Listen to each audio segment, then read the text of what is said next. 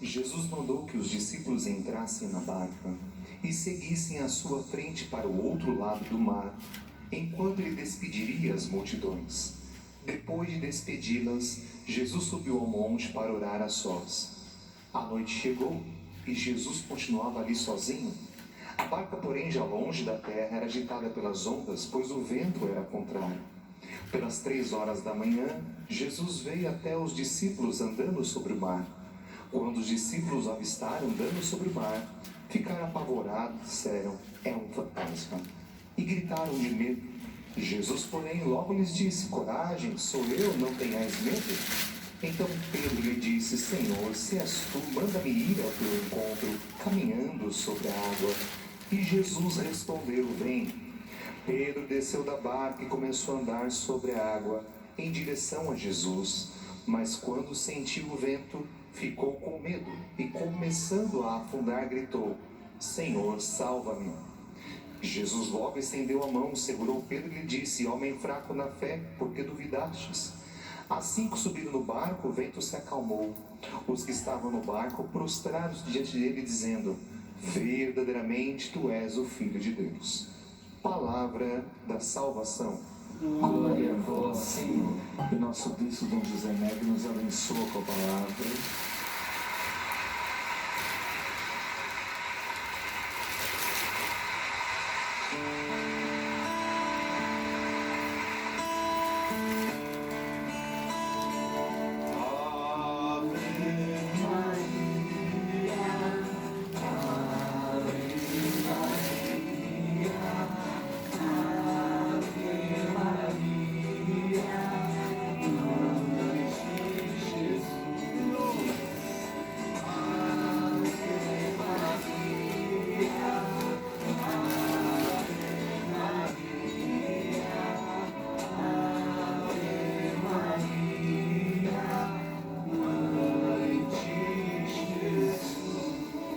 Nossa Senhora elevada ao céu, viva Nossa Senhora Mãe de Deus.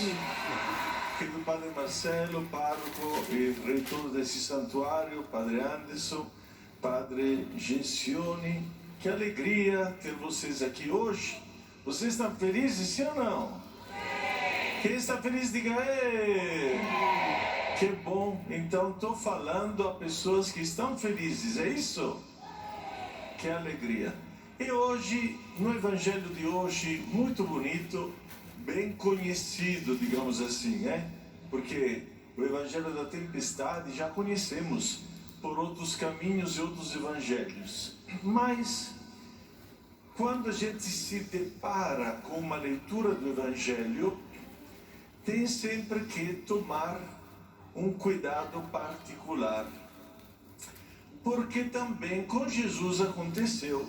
Quando chegou na sua cidade de Nazaré, começou a ler o livro e começou a falar na sinagoga.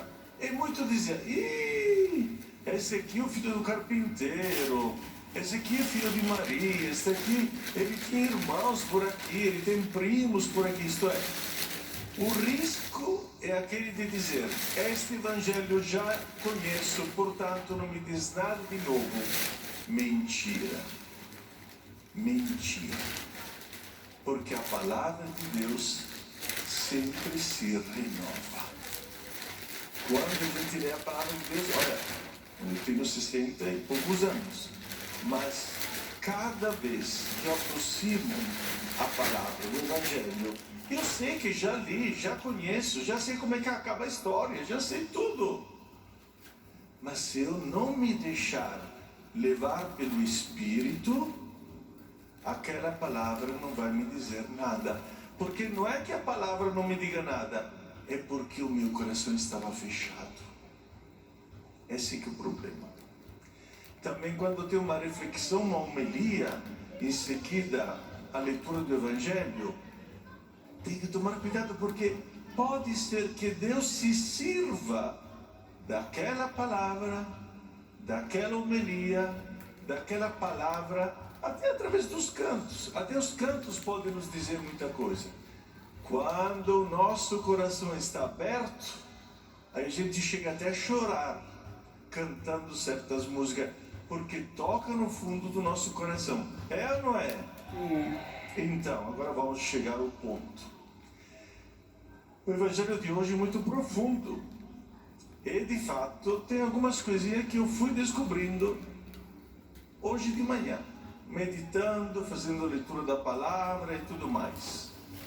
Por que Jesus mandou, diz o evangelho, mandou os discípulos subir na barca? Por quê? Mandar significa impor, Jesus impôs aos apóstolos que subissem na barca e que fossem do outro lado do lago, aqui diz do mar, que é mar de Tiberíades, mas na realidade é um lago da Galileia. Por que mandou? Olha aqui, já descobrimos o motivo. Porque do outro lado do lago tinha os pagãos, aqueles que não conheciam Jesus. Eram aqueles que nunca tinham ouvido falar de Jesus. Por isso Jesus mandou, porque eles não queriam. Eles queriam ficar com Jesus. Eles queriam ficar ali quietinhos, tranquilos. Ah, Jesus está entre nós, que maravilha, vamos curtir esse momento com a presença de Jesus. Jesus envia missão. Não podemos nos acomodar com Jesus. Por isso que Jesus manda, impõe que eles vão para o outro lado. E o que acontece? Vem a ventania. Olha, ventania é o outro termo para dizer que os apóstolos tinham resistência, que eles não queriam ir para o outro lado. Por isso vem a ventania. E a ventania traz sempre algo de negativo. Quando vem a ventania, o barco afunda, o barco balança. Então, ventania tem sempre sentido de algo de negativo que vai acontecer. E algo de negativo era que os apóstolos não queriam ir do outro lado. Não queriam ir em missão. Não queriam ir evangelizar. Aí Jesus, que tinha se retirado a sós. Bela esta imagem, não é? Também no Getsemane, no Horto das Oliveiras, Jesus rezava a sós. Tinha os apóstolos estavam dormindo. Jesus se encontra com o Pai, reza durante a madrugada, a sós com o Pai. E lá com o Pai, com certeza, vai descobrindo que a vinda dele neste mundo tinha uma missão, que era justamente aquela de chegar àqueles que não conheciam a palavra de Deus e que não conheciam o Evangelho. Esta era a missão. E aí o que faz Jesus? Caminha sobre as águas. Belíssima esta imagem. No livro de Jó, tem uma frase, no capítulo 9, se não me engano, que diz assim: só Deus caminha em cima das águas. Só Deus anda em cima das águas, anda em cima do mar. Por quê? De novo, o simbolismo do mar é algo de negativo.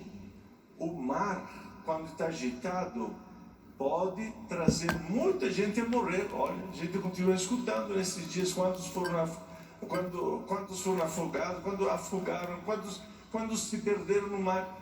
De todas essas migrações que nós temos, centenas e centenas e centenas de pessoas, de crianças, de mulheres grávidas, morrem no mar. Então, mar, no sentido bíblico, é algo de negativo. E Jesus caminha sobre as águas porque Ele é o Senhor. Ele é o Senhor das águas. Ele é o Senhor do mar. Ele é aquele que domina o mar.